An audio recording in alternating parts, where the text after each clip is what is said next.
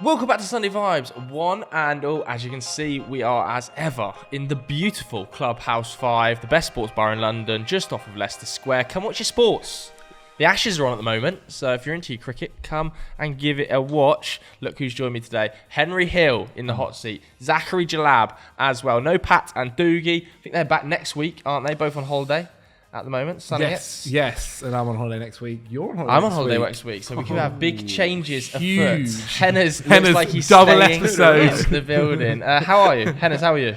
Yeah, good. No, I think I've been on like 4 hours worth of football daily content this week, which is quite a wild switch up for me. So yeah, no, I'm really well. Excited for Alessia Russo to Arsenal. We were just talking about that off screen. Big fan of that move. But yeah, no, I'm excited to be on Sunday Vibes with you two. And I thought I was going to go up against you again, Joe. But it turns out that, in fact, I'm up against Zach this week. Yes, some would say lesser competition. How are you feeling? Yeah, good. Good, thank you. Played a bit of golf yesterday on my ones, which was It's interesting. Interesting. You're really focused and like, I thought I'd play music, and then when I was there, I was like, actually, no. What time did you start? I started at 2:30. I finished at 5:30. I once did it after like a house party, and it was the greatest hangover cure that ever. It was just like a beautiful morning. It was just me out there, just contemplating my thoughts. Yeah, I was like, what did I do last night? I played solo on Monday. It's a very different I quite enjoyed it. experience. It's a very different experience.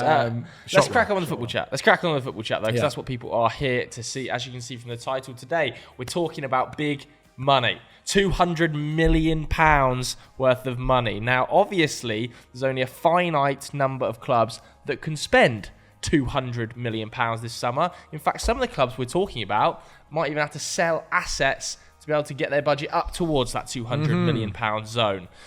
Today, I'm going to be acting as the accountant / sporting director in charge of finances, asking these guys to bring players to the table to fit in with that £200 million budget. Now, we've gone with the top 6 here, the big 6. Sorry, not the top 6, the big 6.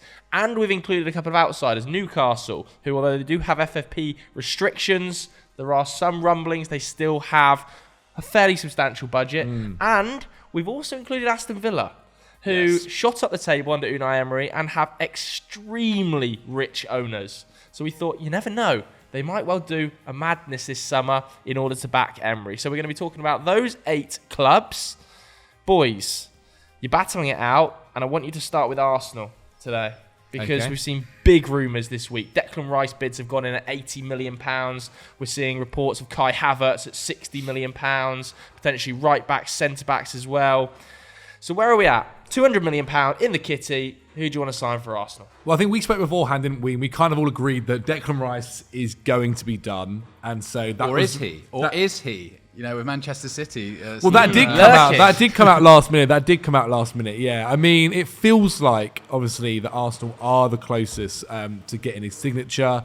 There are rumours as well that we saw that from certain accounts saying that he'd actually prefer to stay at West Ham than go to Man City. Absolute waffle. Yeah, I do agree. But for this case, I've said that he's joined Arsenal for around £100 million. It felt like it was already done anyway. And so I had to kind of find my other positions with the other £100 million. So you're saying Declan Rice, £100 million of your budget's gone already? Yes, completely. You're both saying that? Yes. So you're both saying Declan Rice budget, 100 million of the 200 million immediately absorbed. So you've got 100 million to spend. Exactly, which makes things a little bit tougher. And I think Arsenal are in a strong position already going into the summer. Adding Declan Rice just improves them even more so. But obviously, looks like Xhaka's going. They're going to need another midfielder in. Looks like Jorginho's leaving as well. So I think midfielder is quite a key part for me. So you think another midfielder alongside Rice? So two midfielders? Well, I think they got to think about the future after Thomas Partey.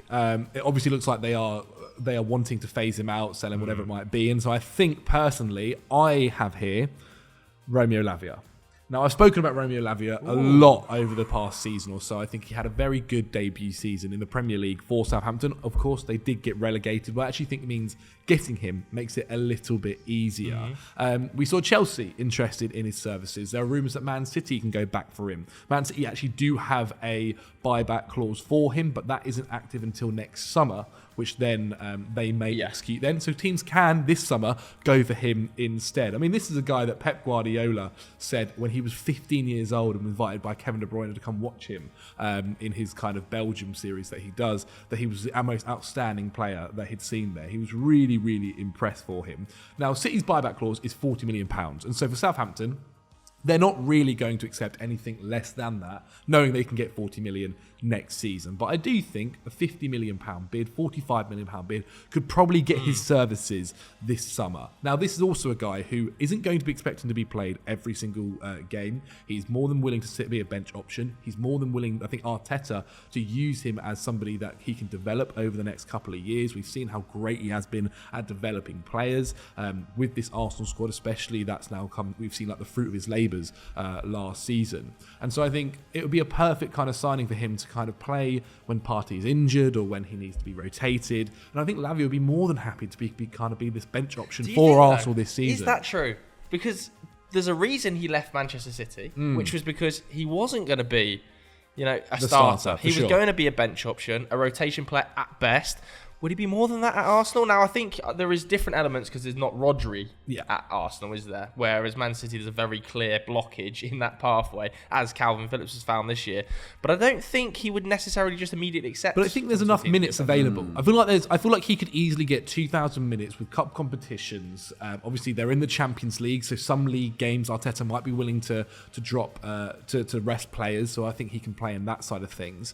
And I really do think like it might get to a point where they end up actually thinking, you know what, he's taken over from Partey at this point of his career. He is still raw. Like, there are bits of his game that needs to be developed, but he is super, super exciting. And I think, honestly, if you're an Arsenal fan, and I'll be honest, with £100 million that I had left, and you also want to try and get another 2 more players personally, you were looking at some kind of smart business. So I honestly think he'd be a really smart pick. It's an interesting shout, Romeo Lavia. Henners, have you got another midfielder that you also think should be posed? You know what? When I saw the Kai Havertz, I haven't got a midfielder. Are you suggesting Kai? I've thought about it and I've read into it.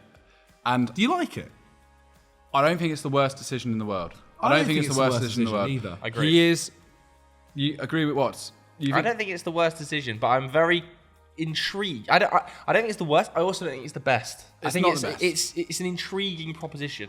I think I've been reading into this a lot, and I think he actually has a lot of qualities which like big clubs really do enjoy. He's technically very gifted. He's very good on the ball, and I think Arsenal aren't looking for like a rugged right winger who's just going to attack the space all the time. They're looking for someone that can drop into that half space, who can get on the ball, who can link play with some of the other players around them.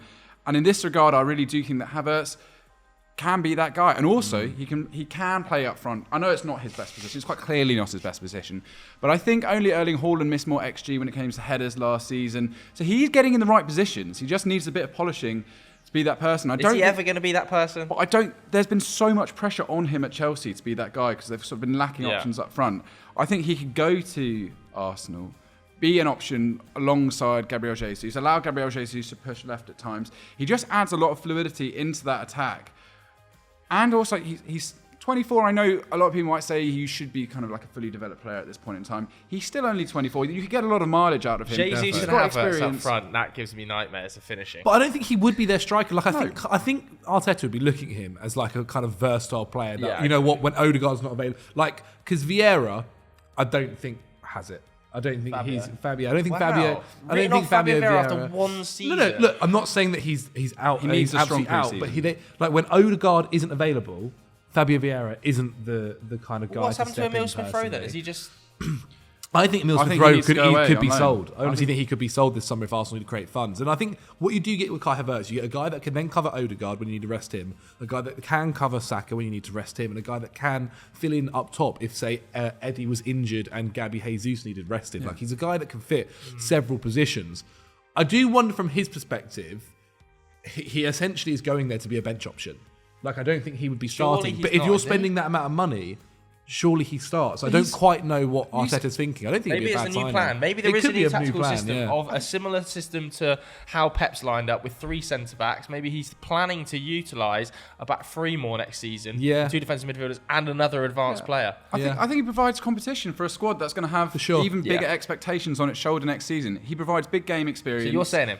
I'm backing Kai Havertz. I think if they 60 million of your 100 million is going on Havertz. If they play him in the right side of the attack, where he excelled for Bayer Leverkusen, where he was playing well under Thomas Tuchel before Tuchel's final last spell at the club. If they play him there, then you're going to have a serious player on your hands. 60 million of yours is gone. 60 million. I've got 3 players down for Arsenal at the moment. So Rice is one of them. Havertz is one of them. So that means you've got 40 million left. You've got about I've got about 50 million left. Yeah, Similar sort of 55, fees. yeah. What's the final area that you've identified? Well, I've got two.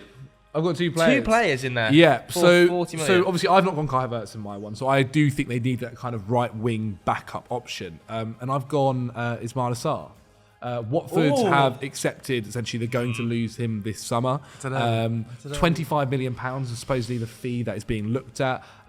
Last season we saw him actually nearly move to Aston Villa, and then in the end the deal fell through because Villa couldn't decide on what player they wanted to send on loan to Watford for the season. Now, obviously, he's not one of the biggest names that I could have been suggesting, and for this kind of fee, I think he very much is a right wing backup.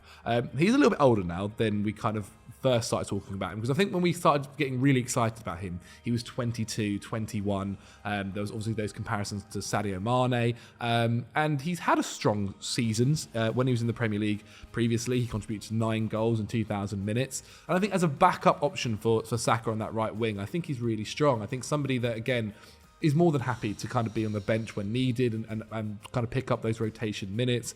Obviously, extremely quick, extremely skillful, happy to take the ball into his left foot, cut in like Saka does at times. Doesn't have the passing ability of Saka, that's for sure. But look, I thought when we've kind of already spent that money on someone like maybe Romeo Lavia, then I thought we needed a backup right winger that's a little bit cheaper, and I think Sarr's that guy. I will also say my other one as well is Benjamin Henriques, the right back.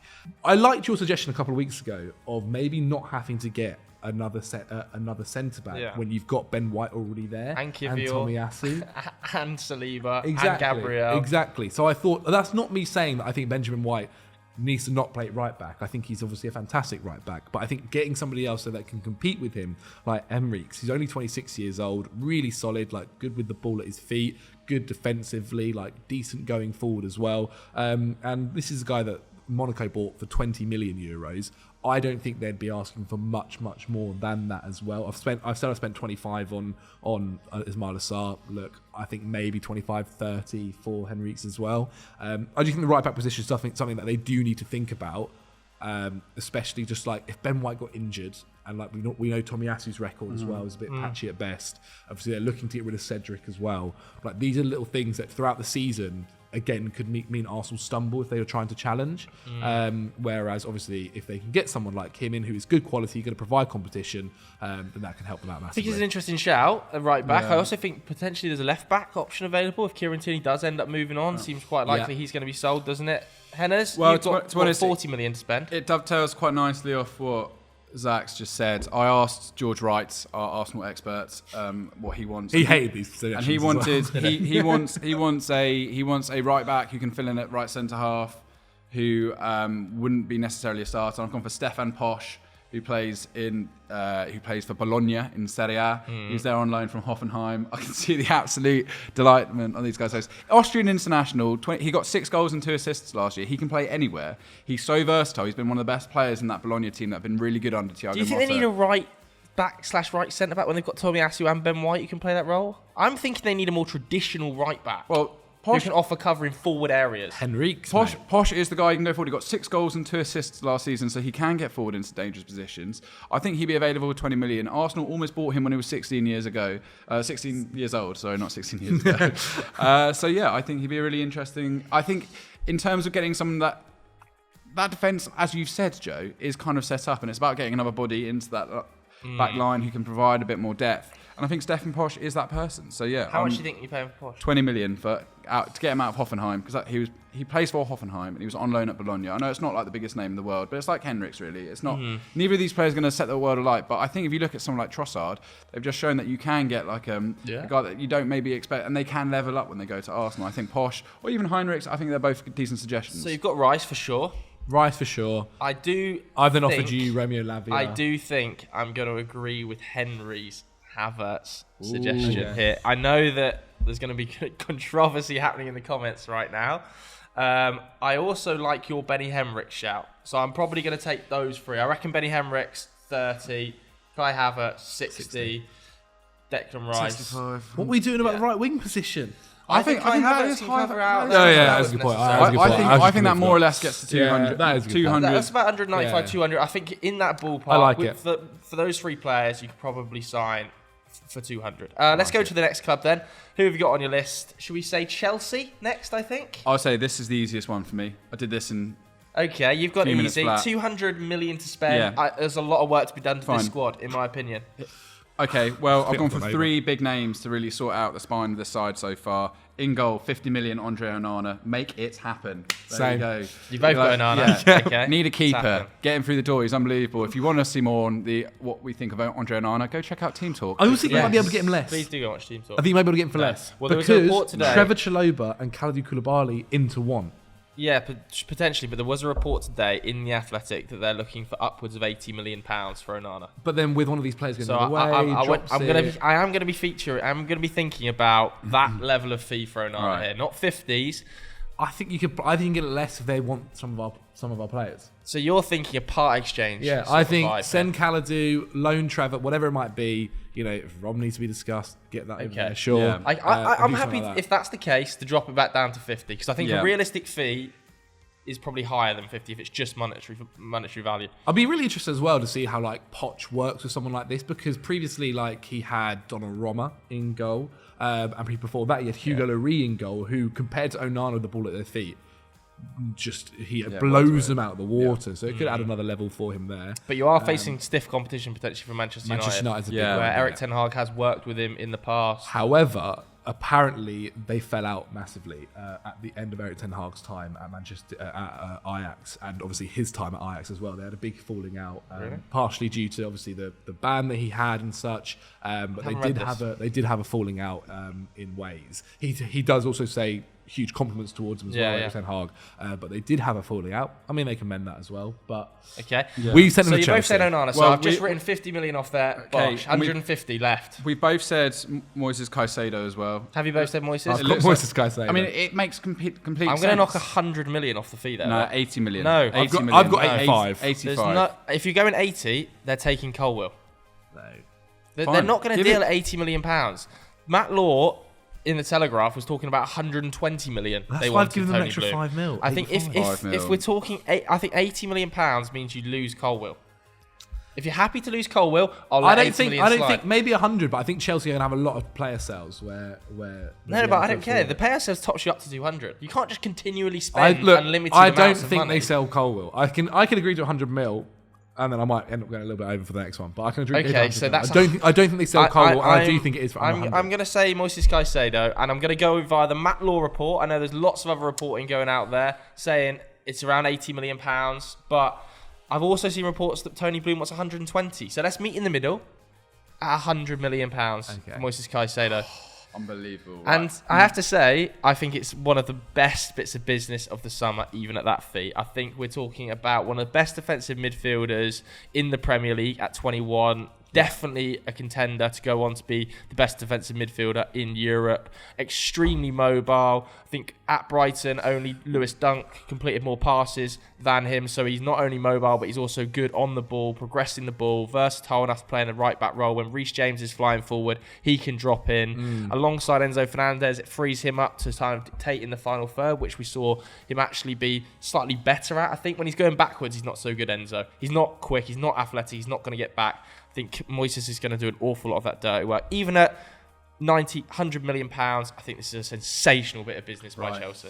It goes for a shootout then, because I think we both have gone for a striker. Okay, so you've only got 50 million to spend. Well, I mean, it depends who you're talking to, really. So I don't want to see Victor Osman. This dodgy accountant over here, he can cook the books a bit and give us.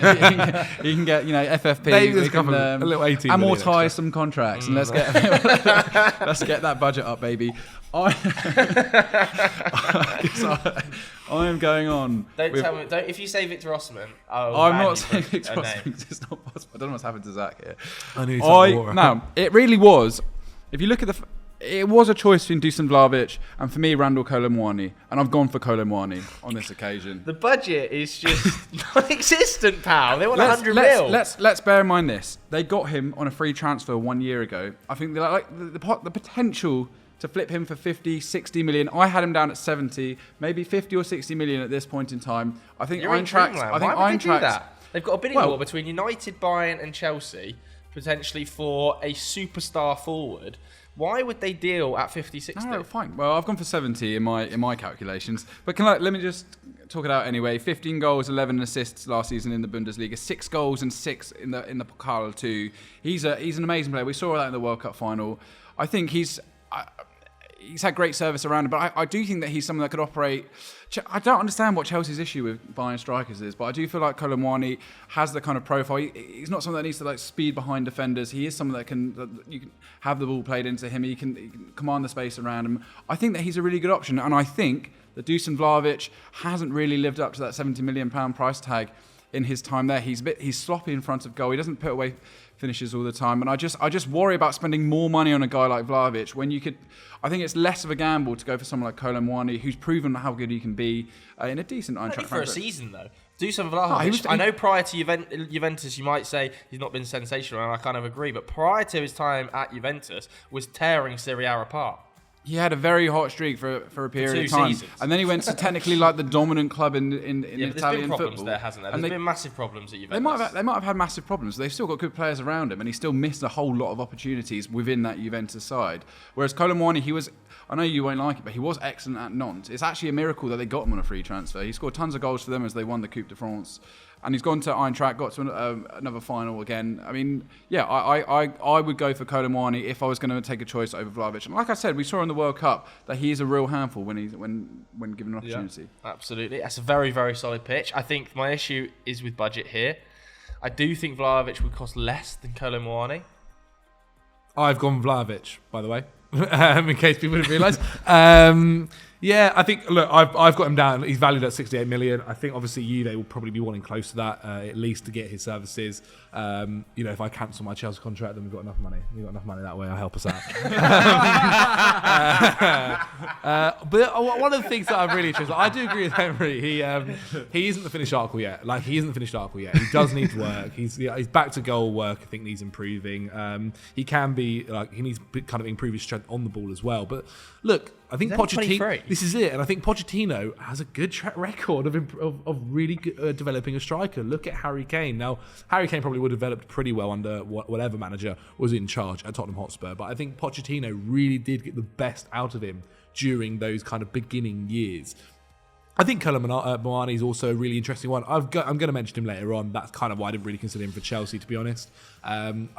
I feel like with both of them, there is the risk of it's another flop. It doesn't work out, like we've seen with Chelsea and strikers for a little while now. That's the case, though. You've got to risk it eventually. Exactly. And I think maybe with Vlahovic, his kind of assets fit into the side a little bit more. I always watch the way Chelsea play, and I'm always like, why isn't there a guy in the box to just kind of be there? And I think Vlahovic can kind of be that guy. I think Kolo Muani, the rate of assists he gets is huge. Chelsea don't need a striker getting assists, to be honest. They just need somebody sticking the ball in the net. Yeah, but he scores and he's able to link play. And if you think of how many... Is he a traditional nine? But so was Lukaku. Or is he going to play in a similar sort of vein to Nkunku?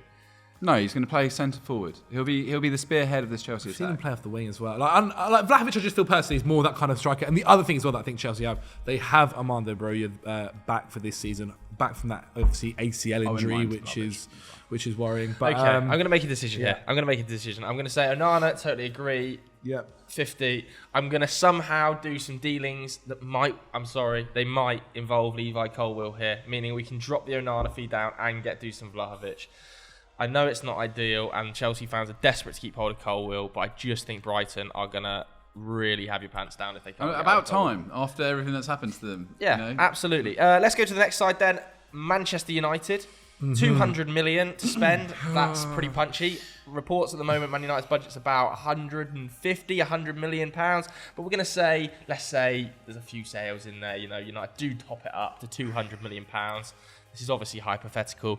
Where are we talking? Where are we signing? Who have you got in goal? Because I've gone for Mike Manuel. Are you starting with the keeper? So you've just been De Gea, gone that contract renewal that's been on the table for a long time now. I agree with some of the things that you've been saying. Like sometimes you do just have to be cutthroat and move on. And I think there are goalkeepers out there who are available, who are younger, who look a bit more exciting at the moment.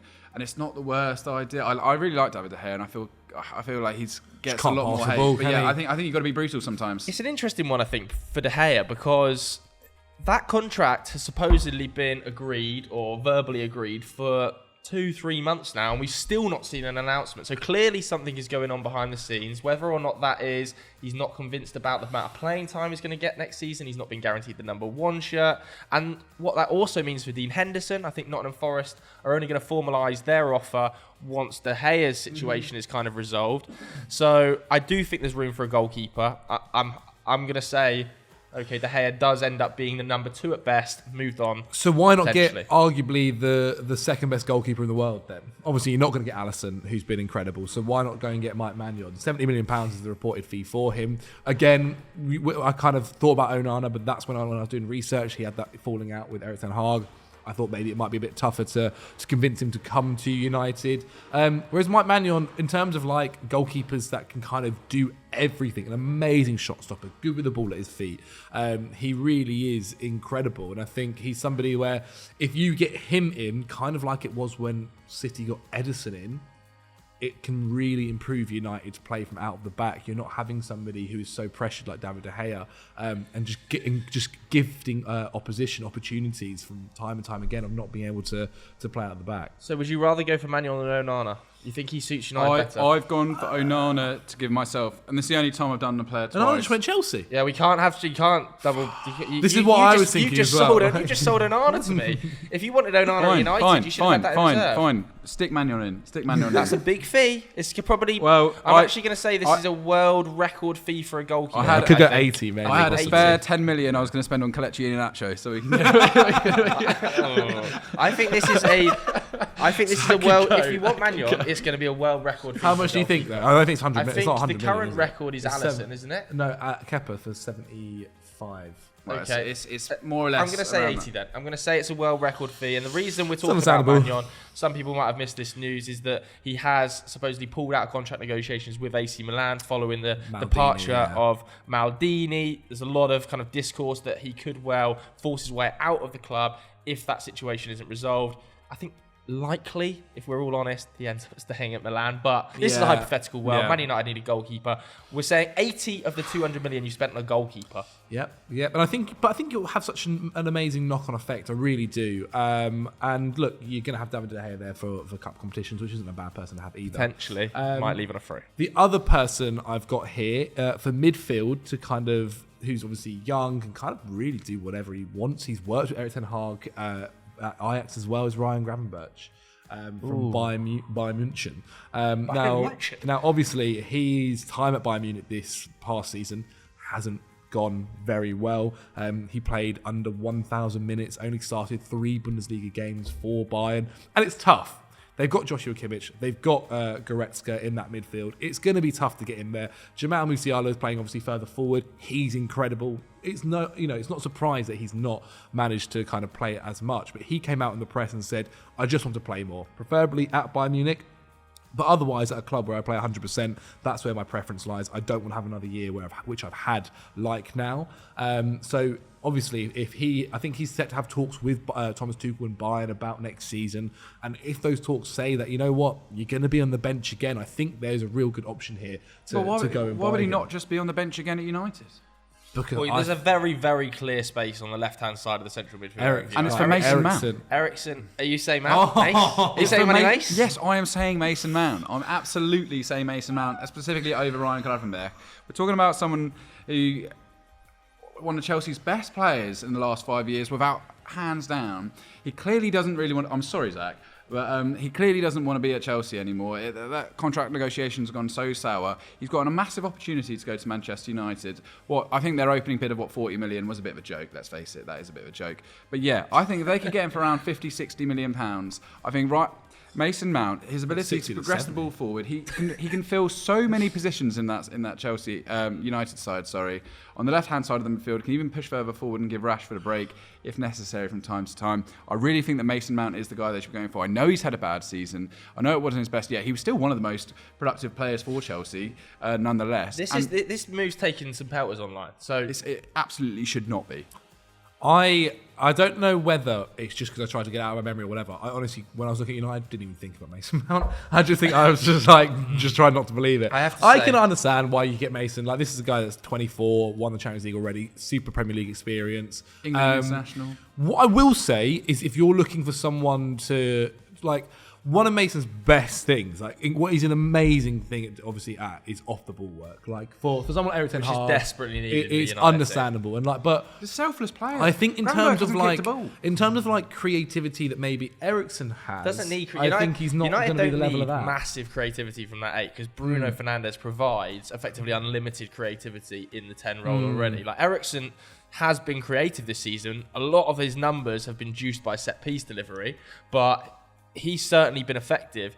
What United need is a player in the 8 who is super mobile, incredibly hardworking, can play on the front foot in attack, and can, if needs be, drop into a slightly more defensive role. Did you just describe Ryan Gravenberch? No, Mason Mount's not a defensive role. Oh, come on. His pressure numbers were unbelievable. For sure, but if you're saying to drop into like a DM role, no, he's not going to have to do that, is he? Though he's not, because that's the whole point of having Lisandro Martinez. That's the whole point. I'm gonna have to say I think Mason Mount here for me. I'm very, as a United fan, I'm extremely excited by the prospect of that happening. Whether or not it happens remains to be seen. But I am going to say we have no money for a striker. I think there's got to be balance in that fee. I think there's absolutely no chance Chelsea get £70 million. I don't think you get I think Chelsea will be more than for Chelsea going to lose him for free. I think Chelsea, because I think there's a possibility. There's a possibility if he stays at Chelsea and say things improve this season, right? And things look really good under Pochettino. Pochettino likes him. He's using him well. I think there's definitely a future where he can sign a new deal.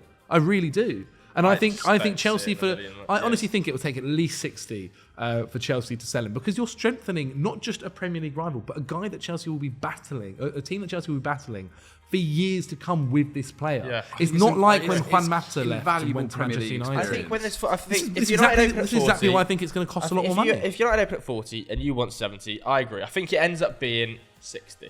55 to 60. I think it is roughly the ballpark. So that's 140 million gone on 2 players. This is why I went Ryan Gravenberch. So you got 60 million for a striker. Well, I mean, you have to bear in mind that when we did this research, I still think that Mike Maignan will be down further at 70 million. I've gone for Gonzalo Ramos up front, and I'll tell you why. Apparently, they are willing to deal at around the €80 million mark, which roughly translates to about £65 million. For Gonzalo Ramos. I know you don't like him, Joe. I do. It's not that I don't like him. 27 goals in all competitions for Benfica last year should not be sniffed at. 4 in 5 appearances for Portugal too. We saw him in the World Cup. He's a perfectly suitable debutant for Ronaldo when available. What is perfect? United don't need a just number 9 who's just going to sit up there all the time. The way that this Ten Hag attack works is they like to interchange with each other.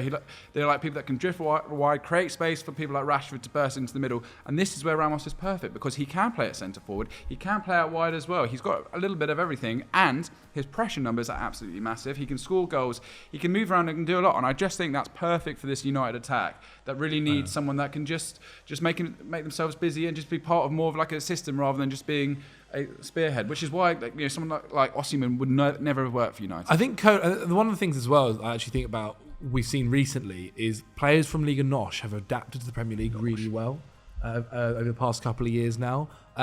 I haven't got him. You got Kolo. I've got Kolo Muani, who we spoke about earlier, and again can kind of do what we mentioned, what we spoke about earlier, and what Henry's saying there. We're a guy who can kind of play off the wing if needed, for a guy who can play through the middle if needed.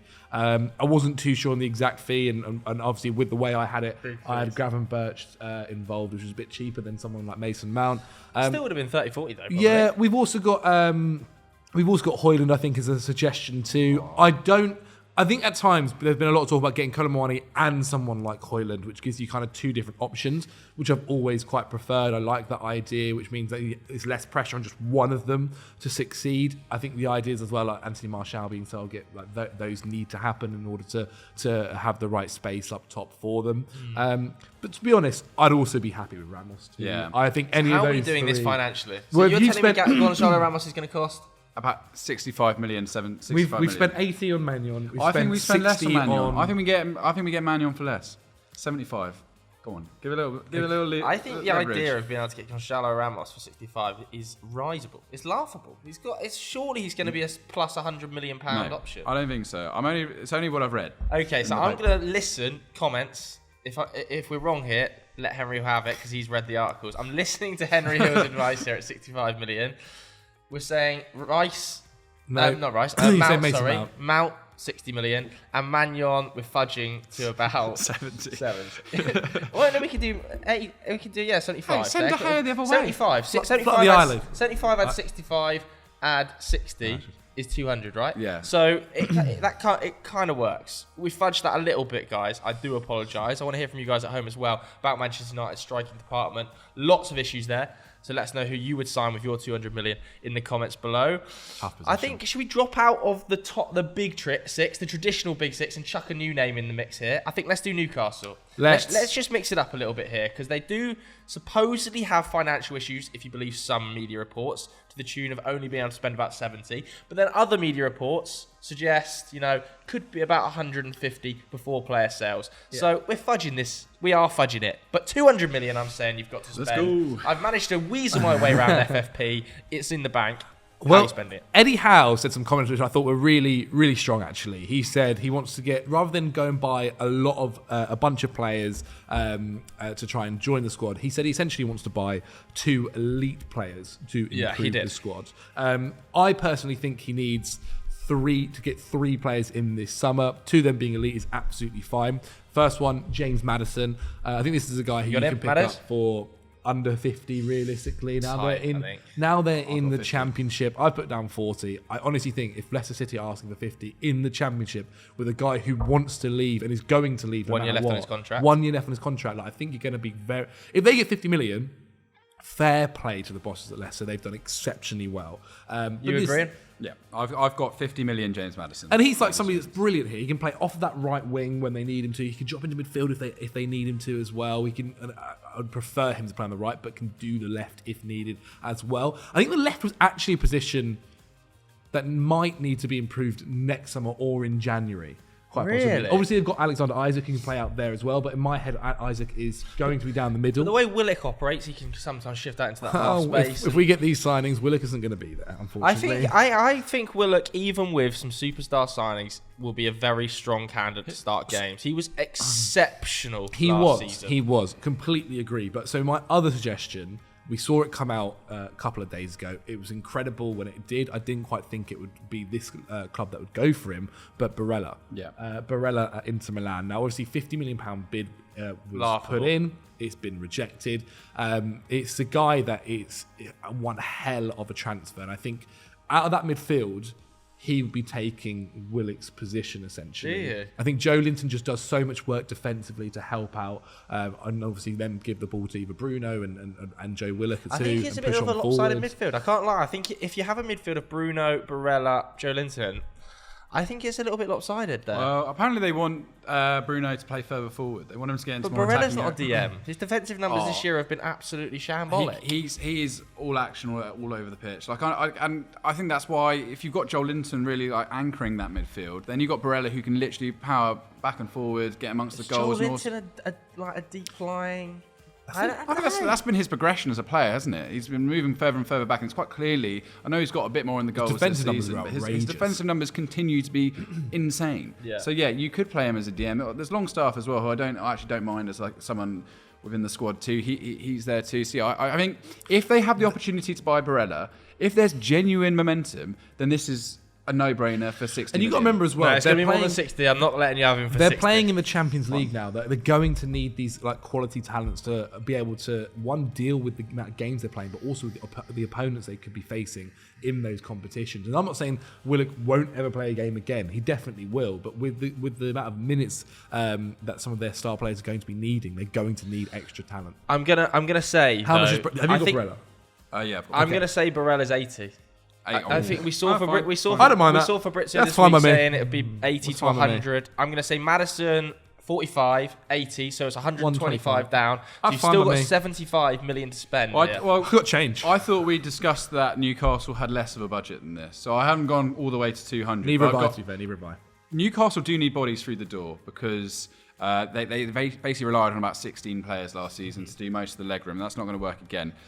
I think that they need a left back. I really think they need a left back. I've got left back this season. I like Dan Burn because And I think Lascelles has left. Lascelles has left, so I think we need the opportunity to bring Dan Burn back into centre half. We probably could sign another centre half as well. I think a centre back's needed. Well, I'll suggest a player for centre half. You do that. This is my left back choice, and I was thinking about this, trying to be a bit more wise on a budget. And this is £15 million on Adrien Truffert out of Rennes, 21-year-old. He's made his debut for France last season. Apparently, this 15 million is roughly what he's going to be available for. He plays under Bruno Genesio. He's one of the most solid, tactically ingenious coaches in the French division.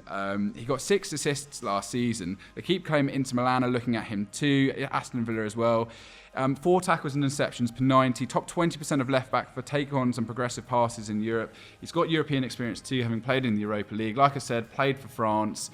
21 years old, I think, and when I've watched him, he's kind of like a sort of young Trippier left-hand side, like amazing dead ball delivery too. So you get that, you get a really solid left back, which isn't going to break the bank, which I think Newcastle will have to be slightly conscious of this season. And yeah, he's played a lot of football at this point, and I think Newcastle have actually had a history of doing quite well out of Ligue 1.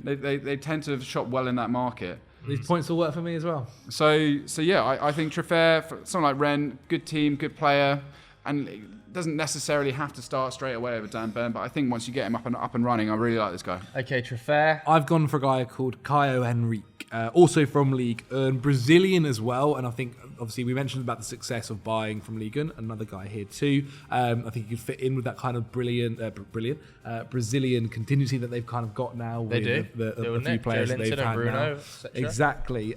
He is different to Dan Burn. Very different, much more attacking. I think maybe that's something that Eddie Howe might want to think about eventually. He is quite young too, can be developed still. He got 9 assists and 1 league goal in Ligue 1 last season.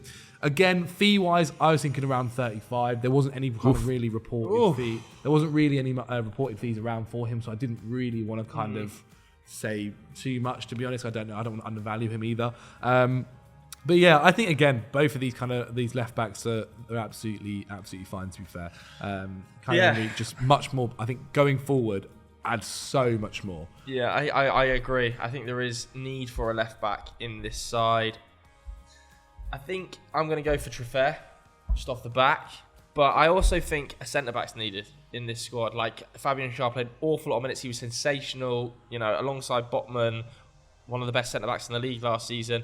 I think they should go balls to the wall for Kim Min-jae out of Napoli. No, he's going to Bayern Munich. I think he might be going to Bayern Munich, but I think Newcastle should be in there pitching alongside Bayern Munich. Why not, man? They've got a lot of money. They've got the budget. It's not £42 million. But we've already spent some on Barella. Yeah, we have. So Barella, we're saying 80. Madders, 45. Takes us up to 125. Yeah. 25 potentially on yours. 20, Hennes, 20, 25 to 150. I think there's room in the budget for Kim. I've gone for.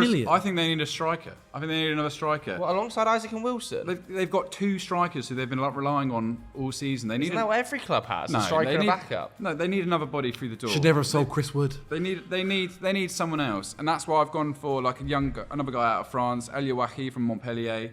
He scored 19 goals, 5 assists last season. French under-20 international.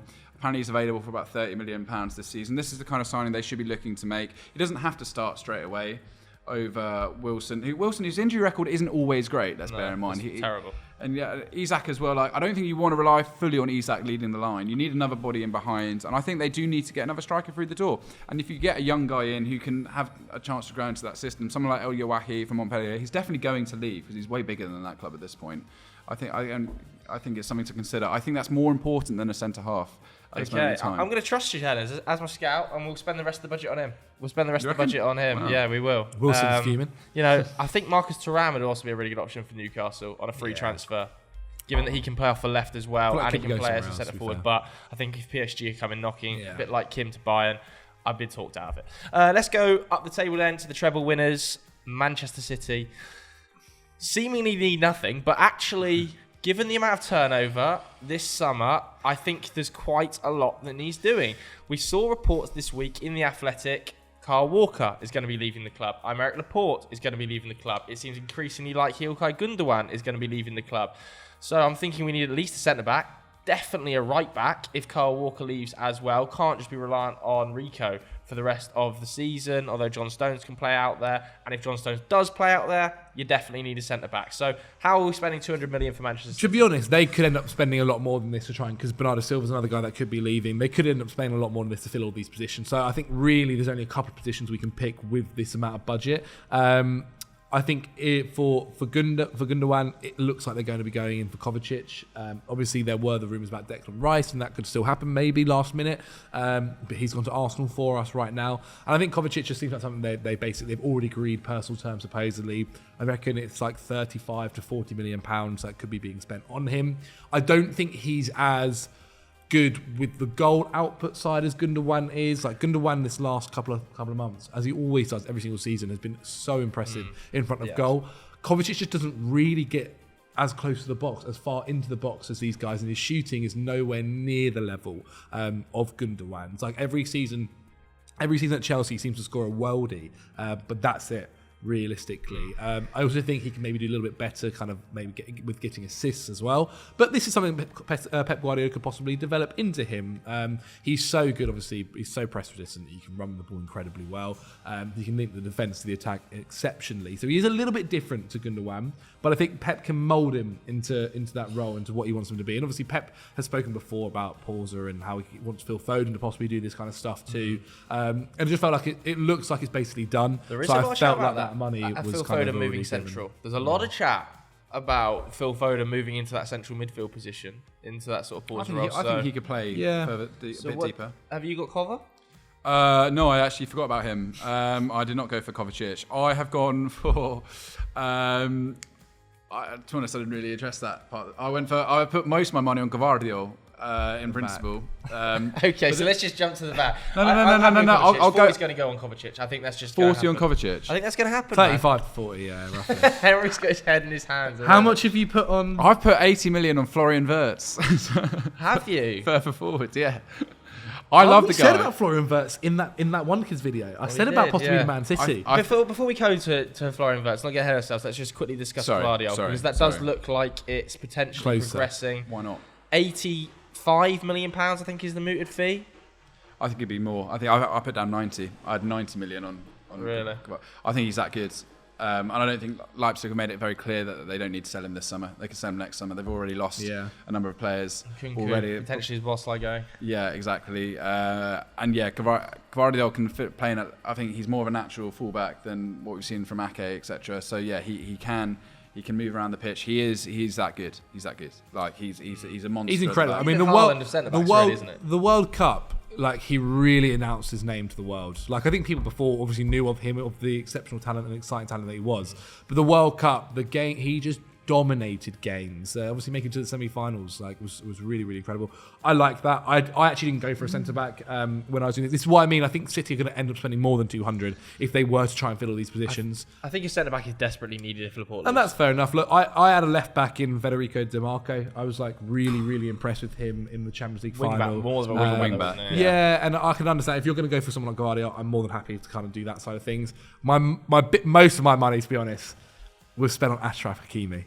PSG have supposedly said to Hakimi, if you want to leave, we're willing to let you go, according to RMC. Well, back end of the season wasn't great for Hakimi, was it?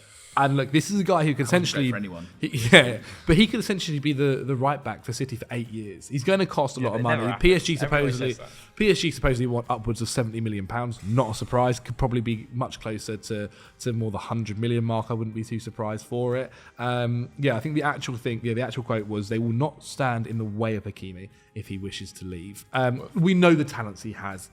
Exceptional going forward. It's ridiculous pace for him. Pep Guardiola, again, I think can mould him into that Kyle Walker replacement. I do worry slightly for Rico Lewis then, because obviously Hakimi is 24 years old. He very much would be looked at as the future. But Rico Lewis, I'm sure, would still be able to kind of manage minutes. It feels like to me Pep's moved away from that kind of fullback. Massive. You look at the way he sets up now. Often we see John Stones operating that right back role, who can progress into the midfield and become an inverted sort of fullback / centre back / 8, bizarre little position. And he's talked about multiple times this season the desire to have out-and-out defenders as part of that defensive unit. We've seen him on numerous occasions play 4 centre-backs. With John Stone stepping into the midfield, it becomes a back 3, doesn't it? And he talks about those 3 being more than able to deal with any situation because of their defensive abilities. It feels like that Cancelo-style player of a flying fullback that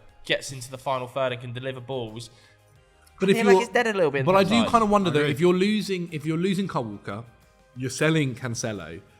Okay, you have Rico Lewis. Is there a reason that he's doing that? But do you not think like it's good to have the option?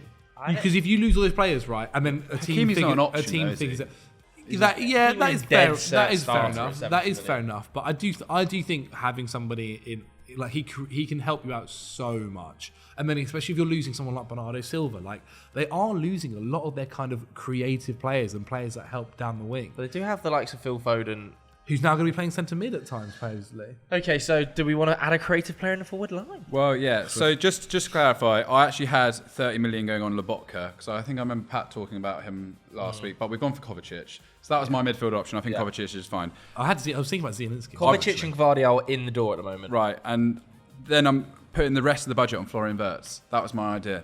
Because I love this guy and I think he's perfect. I think as like a Bernardo Silva long-term replacement. He was injured. He had a really horrific injury and came back and was really influential this Bayer Leverkusen side. I don't know if they'd necessarily want to sell. I think they'd probably want one more season out of him. He's still young. But I think this guy is the real deal. I think, we looked at him for the Wonder Kids video, and actually Man City was the exact place I kind of suggested for him. I also think I remember reading saying basically they think that one more season that they reckon he'll stay at Leverkusen for. But City, I mean, City where do you think he buy him, loan him back? Where do you think loan him back? You know, where do you think he'd play exactly? I think he'd probably start further out on the right and then like drift inside. I don't know if they necessarily. Mahrez is going. Mahrez is going. I don't know if necessarily they want that kind of out and out winger anymore. I think they just do like these technical guys. Yeah, look at the way Bernardo Silva plays, especially in the Champions League final. What's his position? It's like he's just floating. Like I think I'm happy with those 3 names. To be honest with you, I think City fans would be Gvardiol and Florian Wirtz for 200 million. I'd imagine that's not going to happen, but I think you might see Kovacic and Gvardiol, 2 of the 3 happen. Let's stick in the Big 6 then, traditional Big 6 then, and do Tottenham Hotspur. A lot of surgery potentially needed here with Ange's new 4-3-3 system. What are we saying? Just quickly, I think we've both got Laporte. Yeah, I think we both got him in for how much money? I got around 40 million. Might be a little bit more. I fair think enough. 40 to 50. Yeah. That's been the traditional sale point. But they need a ball because they need that ball playing centre back. Like in that 4-3-3. Like I think they've got Romero. There was obviously talk about Bastoni.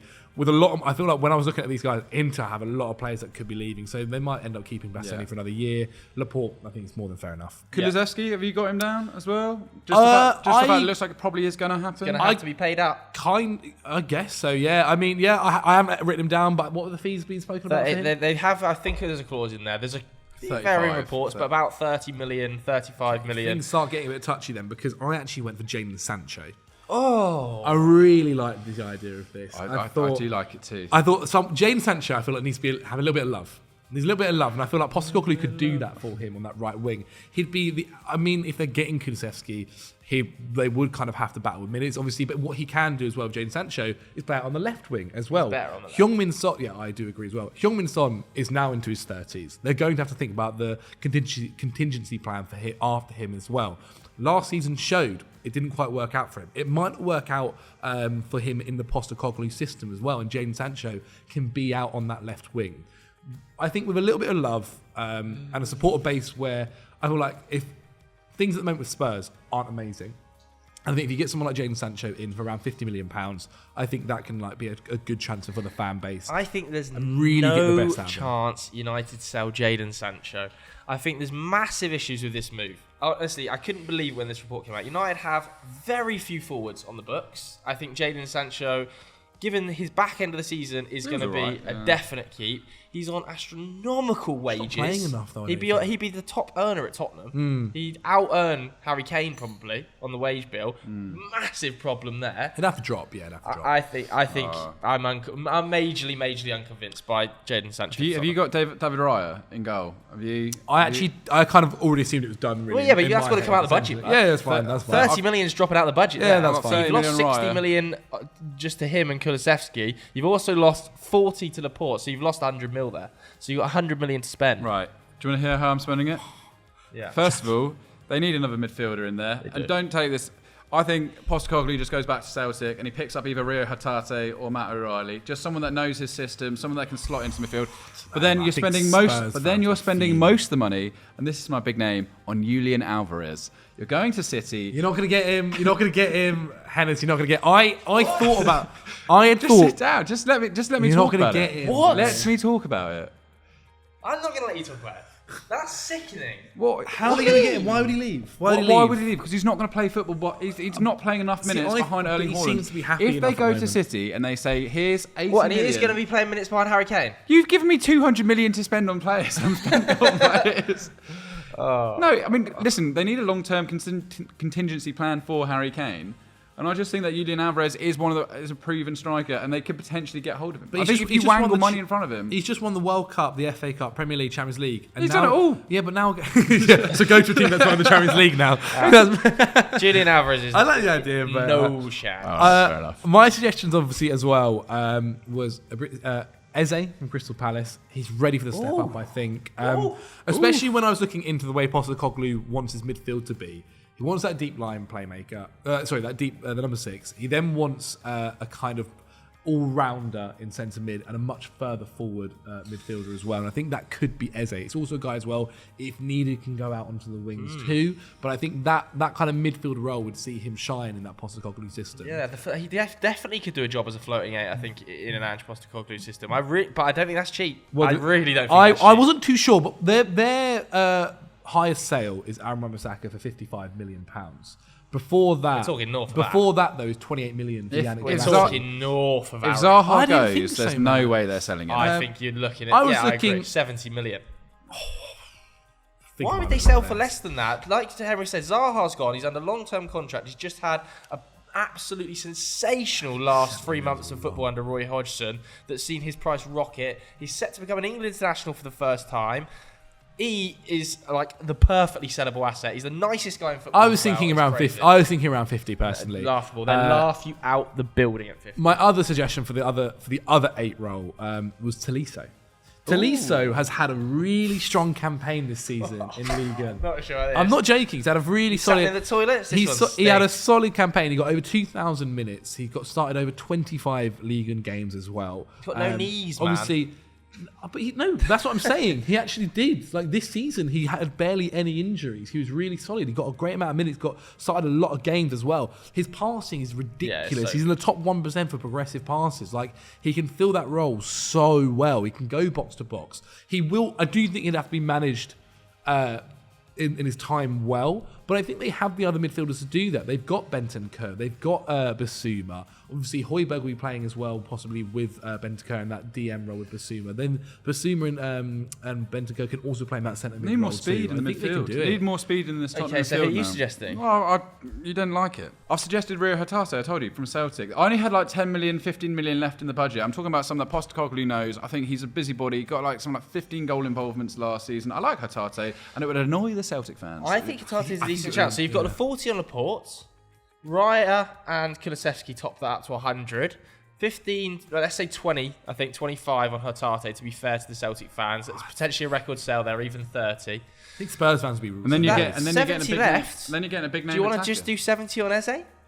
Do 70 on Eze then. Why not? Why not? 70 on the Eze. Eb's getting big money moves. Liverpool up next. Yeah, that would be a crazy window. Although no striker being signed. Big pressure on Richarlison. I have a suggestion for Liverpool, which I think could be crazy. Oh, God. Mainly because it's tough, and they've not dealt with each other since 2002. I think they should go and get Onana from Everton. Obviously, things are... They need that guy to think about to play. Everton fans are rioting in the comments. But it's 55 million.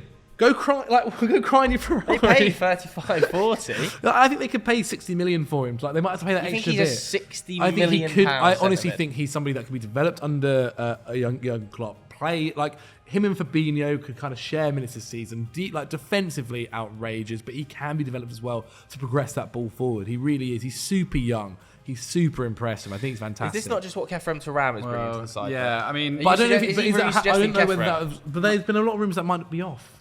I went for Manu Kone. Over Kefrem. Over Kefrem. I just think it's more gettable at this moment in time. I think he's got unbelievable 40 million, 35 million. Okay. Borussia Mönchengladbach. We talked about him on Continental Club this week.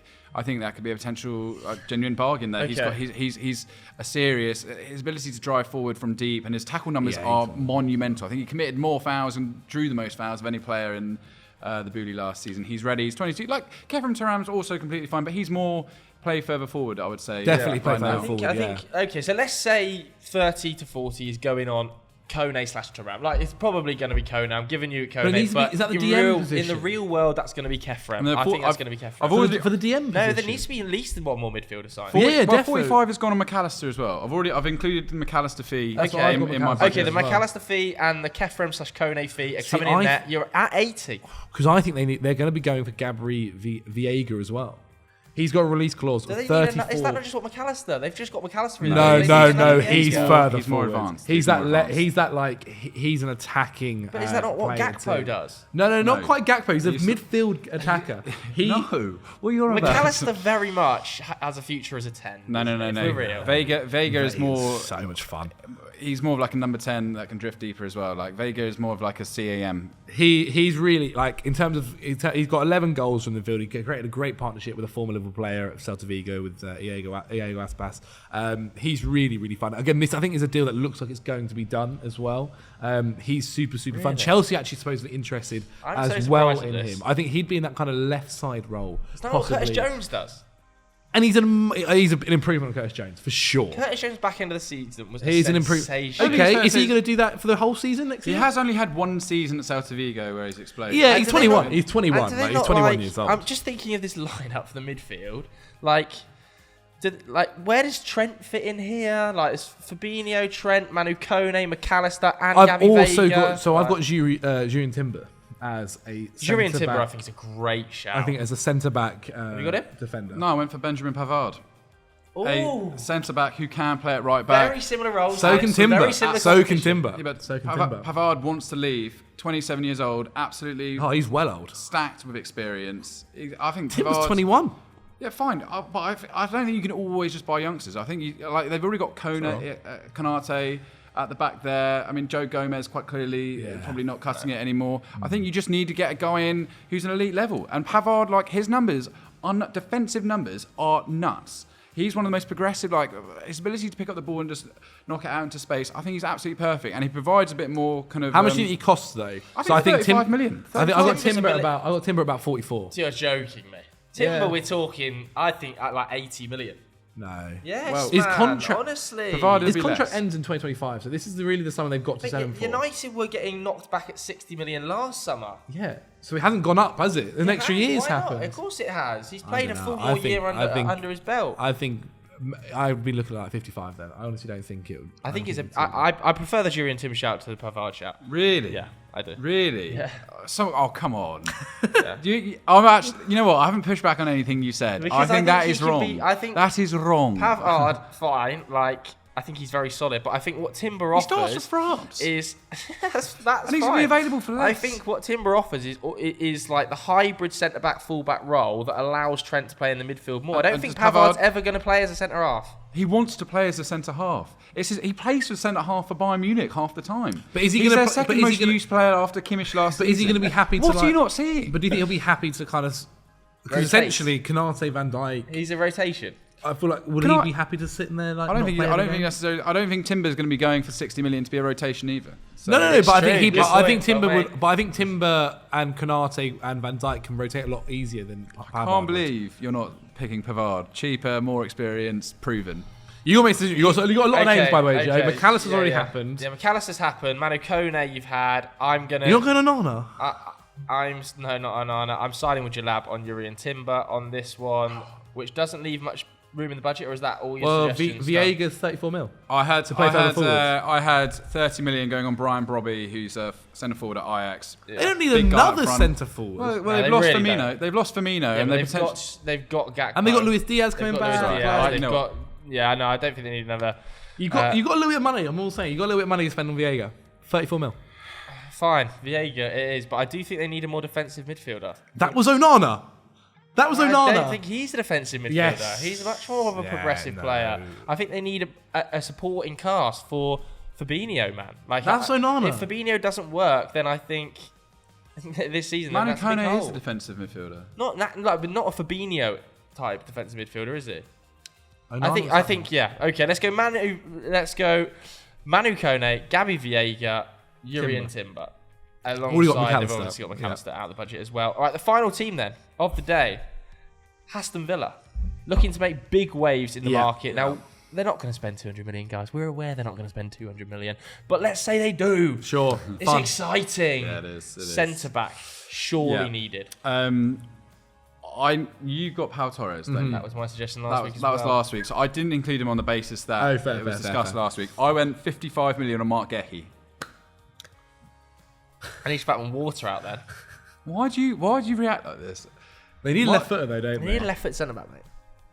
I think Mark Gehi's unbelievable. I think he's really good. I think he's ready for a step up, and I can just see Aston Villa. Harder to get Gehi out of Palace than it is to get Pau Torres out of Villarreal. I'm go for Pau Torres. I just went Pau for Torres, don't worry about that, mate. Cheaper as well, isn't he? As well. Like he's released towards 47 million. You might, his contract runs out this end of this season coming, so you might be able to get him for a little bit less. Okay. But you spoke about him last season. Last week, didn't speak about it too much. Right back, Thierry Carrera from Valencia. Who? Matty Cash. I think Matty Cash is somebody that I think Unai Emery is more than happy with. Like, he's absolutely fine, but I do think they could do a little bit better. And Carrera is essentially ate up a lot of minutes last year, mate. And Carrera essentially Matty Cash, but a little bit better. Like, he's really good defensively. Offers great competition to Cash. He can pass really well. He's good going forward. He's happy to kind of take on a player as well. Can progressible well. I think it's a fee looking at like £20 million, just over 25 possibly. Barcelona are looking at him as well at the moment too. He's somebody that I think is going to be like, he's not going to have a lot of pressure if he goes into that position. I think basically with the way obviously he uses his left back in Unai Emery, he wants someone that's also quite defensively sound too, and I think Carrera could be that. I went for Walker 24 Peters. years old. Carl Walker Peters.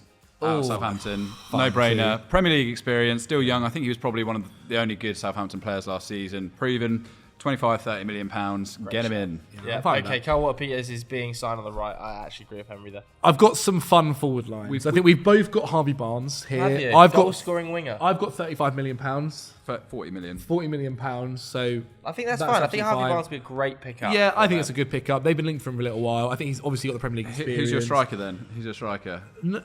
I didn't go for a full-out striker. I wanted to go for a bit more fun. Okay. I went Samuel Chukwueze. I don't think this is an impossible shout, by the way. Villarreal. Obviously, Villarreal. They're going to go make two signings from Villarreal if they get Pau Torres as well. And they're already taking Moreno. So. Yeah. Last season, he had a really good year. 13 goals, 11 assists in all competitions. Completed the second most dribbles in the Liga, just behind Vinicius Jr. with 77. He is so much fun to watch. And if you haven't seen, I think back in April, he scored an absolute worldie against Real Madrid. He's a hell of a player. He's ready for that kind of... I think he'd be more than happy for the Premier League move as well. And look, I know they're playing in the Europa League with Villarreal. Aston Villa are playing in the Europa League as well now. So it doesn't feel like he'd be looking at maybe like a drop-off in terms of doing that kind of things. What I will say is Champions League clubs are supposedly interested in him. Real Madrid are supposedly interested in him. Real Madrid are interested in him on that right side. I guess compete with Rodrigo makes sense. Arsenal, I saw as well, had links towards him as well. He has a release clause of £88 million, but his contract expires at the end of next season, so I think you can get him for a lot less. There were rumours of like 40 to 50. And he wasn't a nailed-on starter, last season. I agree. I've gone to Porto, and I'm just spend the rest of the money on Mehdi Taremi, the Iranian beast up front. 80 goals in his last 4 seasons. Ollie Watkins 2.0. Ollie Watkins 2.0. No, they need another centre forward. Someone, because they play 4-4-2, don't they? So they need someone else up there. And I think Taremi, he's 30, he's a bit older, but he scores goals for fun. He was banging them in for Porto in all competitions last season. In the Champions League, we saw at the World Cup, I actually thought he was really handy. He was really useful player for Iran there. I just think they need someone with immediate goals in this. You don't always need to buy guys which are project players. I think Villa needs some big names you can just slot in and start scoring goals in the Conference League, whatever, to push them on. Europa League, mate. No, it's conference, isn't it? It's conference league. Conference League, actually. Yeah, You know what? Either way, I just think Taremi, it's a really fun pickup. He's always wanted to play in the Premier League. Why not? Chukwueze. I just think Chukwueze's probably looking at a club a slight step higher than Villa. No offense to Taremi, who's obviously at Porto playing in the Champions League, but I'm going to go with Taremi. You're going for Taremi? Yeah, I am. Oh, nice. I think you maybe need a winger as well, but you are also getting Harvey Barnes. Yeah, so Barnes, if you Barnes. get I thought Harvey Barnes could and also be Taremi, played forward. I think that offers really good cover, good fullback as well in Kyle Walker-Peters, and a centre back in Pau Torres. There we go. So Pau Torres, Kyle Walker-Peters, 60, Harvey Barnes, Taremi. 100, 120. So you've not spent the full 200 million with Villa. Let's say, chuck it on top, Chukwueze comes. There's your little freebie, Aston Villa fans. There you go. Count that up towards the £200 million. There we go. Another episode of Sunday Vibes in the bag. If you did enjoy this video, make sure you go and watch Henry Hill on Continental Club, our European show that comes out every single Thursday. Make sure you watch We Need to Talk as well, where I was looking at some of the biggest rumours throughout the week and yesterday's Explained. There will be a Monday Vibes tomorrow too. Not me and Jalab though. It will be Henry, Sam, I think, and maybe one other. Doogie, Pat. So tune in for that. If you enjoyed this video, hit the like button, hit subscribe. Thanks very much for watching, everybody. See you later. Bye-bye.